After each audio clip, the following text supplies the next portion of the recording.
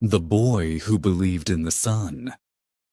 In a quiet mountain village, where the sky stayed gray and snow covered the rooftops most of the year, lived a boy named Aryan. He was 13 years old, had curious eyes, and always asked questions. But the most important thing about Aryan was that he had never seen the sun. The village was hidden between high mountains, where the clouds sat low. The people there said, "We don't need the sun. We have snow and firewood. We can survive." But they didn't smile much. Their faces were pale, and their hearts felt tired. They worked, ate, and slept. That was life in the village. Aryan lived with his grandmother, Amma. She was kind and old, with silver hair and warm hands. Every night she told Aryan stories, some about brave kings, some about magic rivers, and some about the golden sun. "The sun is strong and beautiful," she would say. "It makes flowers grow and hearts feel light." Aryan would look out the window and whisper, "But where is it?" Amma would kiss his forehead and say, "It will come. One day, it will come. You just have to believe." One winter morning, when the snow had fallen thick on the ground, a traveler came to the village. He wore a yellow scarf and carried a bag full of books and small things that made children curious. He spoke to people in the square. "I have traveled across deserts and seas. I have seen the sun shine so bright that it makes the sky look like gold." The villagers shook their heads. "Not here. That's a story for other lands. We are not meant for sunlight." But Aryan's heart beat faster. He walked up to the traveler and asked, "Have you really seen the sun? What does it feel like?" The man smiled. "Yes, it feels like hope. It feels like a new beginning." Aryan's eyes widened. "I want to feel that too." The traveler leaned close and gave Aryan something small. "A seed. Plant this," he said, "and keep believing. The sun will come when it is ready." Aryan looked at the tiny brown seed in his palm. "But how can it grow here?" "Belief," the man said simply. "Belief is like sunlight for the heart." And with that, he left. Aryan ran home and showed the seed to his grandmother. Amma looked at it and nodded. "This is special. But remember, seeds need more than water.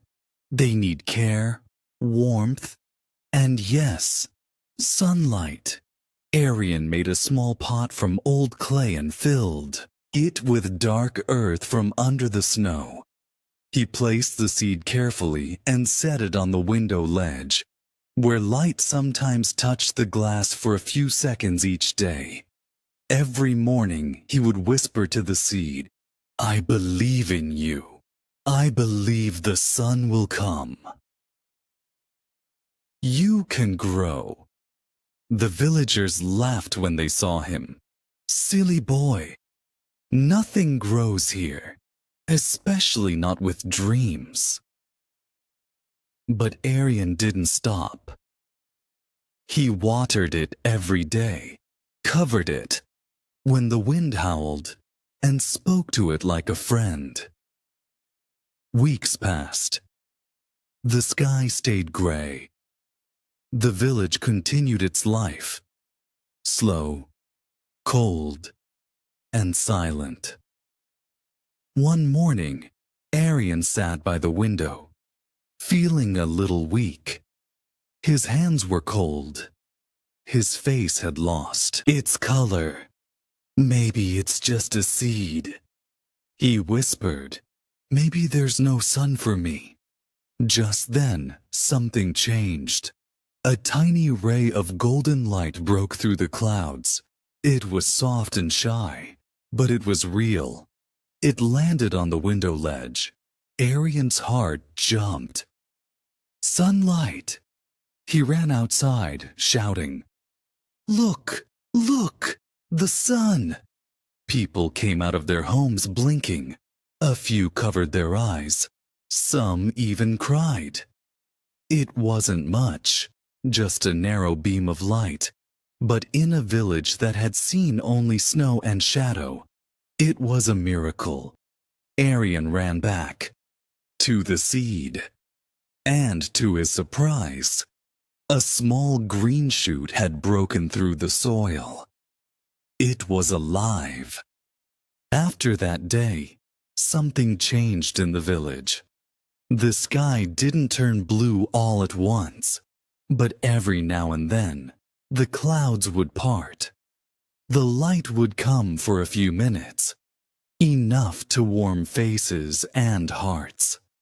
Arian's plant grew. First a leaf, then two, then a stem, tall and proud. Amma smiled every time she saw it. You see? The sun listens when we believe. People started talking about Arian. Some still said it was luck. Others began placing small pots in their windows, hoping their seeds might grow too. Arian became a helper.